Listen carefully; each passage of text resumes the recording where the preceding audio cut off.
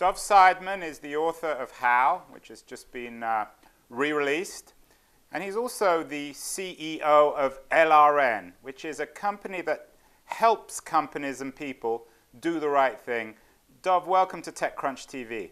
Thank you, Andrew, for having me. Well, Dov, let's do some LRN work online. So maybe you can give out some of your valuable advice for free. Two very interesting cases have come up in the last week when it comes to reputations. The first is, of course, the Netflix story, which I'm sure you're very familiar with. Yes. The second is a story you might be less familiar with. It involves two writers, one called Jeff Jarvis, one called Yevgeny Morozov. Yevgeny Morozov wrote a very angry review of Jeff Jarvis's new book in an attempt, it would seem, to destroy one writer's reputation. What advice would you give to companies and people in an age like Netflix or Jarvis or Morozov who are dealing with these issues, either wanting to destroy reputations or having their reputations destroyed, in an age, of course, that you call in How the era of behavior? I mean, the advice is to understand that we now live in a world where we cannot and we can no longer manage our reputation. The idea of managing your reputation through crisis management or a PR firm has really come to an end. The only thing we can do in this era is earn our reputation, one behavior at a time. It's almost like playing baseball, where you have to just keep coming up to the plate and you have to keep connecting with people in a principled, consistent way, and it adds up over time. Even when you misstep or show a human failing, if you've got a high life batting average, you'll be able to withstand it. But if you're not, then you're just going to get knocked right off when that misstep But is that really true, Dov? Let's use the example of Netflix. They had an incredibly high batting average. You could argue that Reed Hastings and Netflix were batting 1,000. They never made a step wrong. And they clearly made a strategic error this summer, and it seems to be destroying the company. So my response to you is, how patient and tolerant is the audience? And can even the best individuals and the best companies be destroyed in your era of behavior? Look, we're seeing things happen for the better. We're seeing dictatorships disappear overnight, even though they're propped up with military and U.S. military aid. And we're seeing things get torn down and overnight, and we're seeing great things get built overnight. Companies that used to take 30 years to build are taking 3 years or 30 months. So the answer is, the more connected we are, the more we need to have deep connections. If the only reason someone works at a company is what they're paid, then they'll leave the company if someone pays them more. If the only reason you buy from a company is price, then the minute the price is raised too high or it's undercut, you will leave. What these stories and the Netflix story tells you, that the more connected you are, the more you need to ensure that these connections are rooted in something less thin than just the price.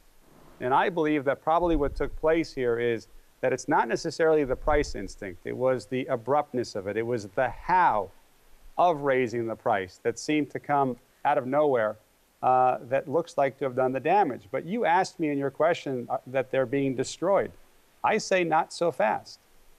If they are really committed to connecting with their customers, I think they're going to have many chances in the coming days in how they come back from this. Are there examples, though, that companies can come back? Isn't our age defined by this destructiveness? Is once your reputation is destroyed, it's incredibly hard to rebuild. It's really hard to rebuild.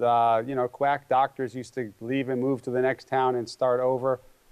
You can't do that anymore, though. Whether or not you're a quack or a real doctor, you can't move to the next town online, can you? That's the world we're in. Your reputation gets there before you do. Second chances have become more rare. All the more reason to develop new habits. Look, if you go into the dictionary and you type in outfox, outsmart, outmaneuver, outhustle, outspend, these are all words in the dictionary because these words describe our habits of mind and our behaviors, because they've made it into the dictionary, because they're part of common vernacular, because they describe how we commonly behave.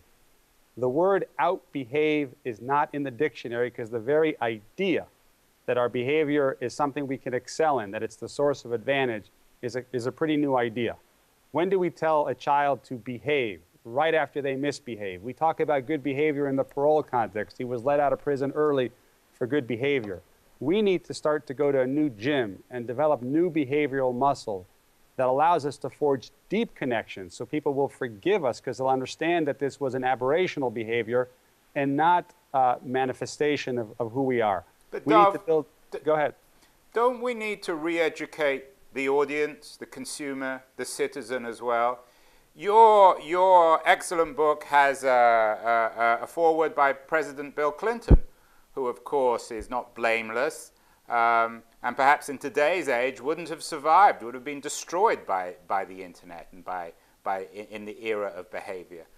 Don't we need to explain to the audience that they have to be more forgiving, and that they can't destroy companies or individual reputations simply because they wake up in a bad mood? Look, we're in a 7/24 dynamic, real-time conversation. That's especially true of tech companies that are making a living through the community and ecosystem they have around themselves. In many cases, their bread and butter is not money being paid, but that deep connection. So we need to learn to start to have how conversations. Let's face it. If somebody came to you and said, I need $20,000, I have a crisis, you would not have a how much conversation. You wouldn't say, how about I give you 15? You'd say, how are you living your life and how can I help you get back on track? But anytime we try to do something at scale, at the national level, it's how much GDP, how much spending, how much stimulus. Or at the corporate level, we talk about how much market share, how much revenue profits do we need to squeeze into this quarter, how many page views and click-throughs. We are obsessed with measuring and being about how much. And if we're about how much, we're going to have thin, transactional, arm's-length relationships, and the minute something goes wrong, people will desert us. But if we learn to scale the how, then I think we can really build something that's built to last and that's sustainable. And Andrew, I've got good news for you here. You know that in business, we tend to manage what we measure. And we tend to measure what we think matters. If not and what we think matters is really a window into our values. We keep measuring the how much. We've just had a breakthrough. We've released a 5,000-person independent study where we have measured all the forces that shape how companies and their people behave. The good news is that those who foster high trust, values-based corporate cultures, where leaders are inspirational as opposed to commanding, where it's about ethical frameworks as opposed to just rules and carrots and sticks. Those environments outperform those that are not like them in material ways. They have so much less of what they don't want, such as misconduct. And they have 5 times the receptivity to new ideas, 3 times the levels of innovation, much more loyal customers and employees, and greater financial performance. That's the good news. The bad news is that those companies only represent 3% of all of our companies. Well, name some names, Dov. Who is successfully scaling the how? Is Apple the shining example here? Well, I think we've just entered the era. I mean, Cisco just declared that it's now the human network, and Chevron in San Francisco just declared that it's the human energy company. Companies understand that we've entered this new era.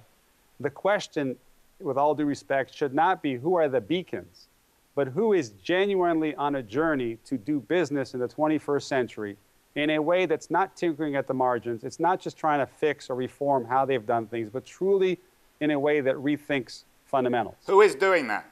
Well, Southwest Airlines is doing a great job in terms of a large company. But I think the real advantage are the small companies that don't need to tear down the 19th century management infrastructures. These are the ones from the get-go. I think of Bloom Energy in Silicon Valley, where K.R. Sridhar, the CEO, I asked him, what is the one thing you don't delegate? He says, I interview every single person who enters this company because I want to get the culture right.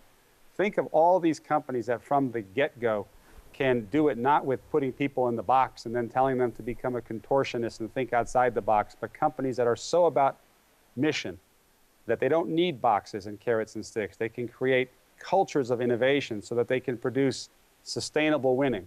Dov, you graduated in Harvard Law School in '92, the year after President Obama, or then just the Barack Obama. Is he figuring out how to scale the how? Well, I think that we're having a tough time having a national conversation about the how. You know, I think the one area where I would like to see more leadership is not just with respect to the jobs crisis. I think we have a more fundamental careers crisis. 7 out of 10 employees today are disengaged on the job. 2 out of 10 of them are actively disengaged, and that means they're subverting themselves. I mean, do you remember the movie The Graduate, when the character said it's about plastics? Yeah. And we gave young people a signal. Take your career and take it in that direction. I think what we're seeing in Occupy Wall Street today, or by these terrible employee engagement scores, which are so low, is that we have a careers crisis. People don't know what to invest in. What skills and education do they need to double down on so that they can not just have a job, but a thriving, lifelong career of meaning?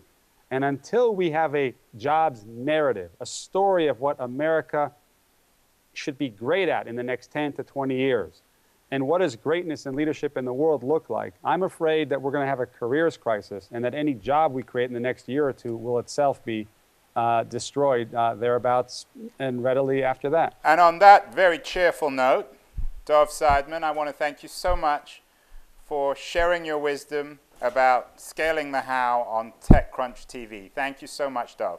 It's a pleasure, Andrew. Thank you for having me.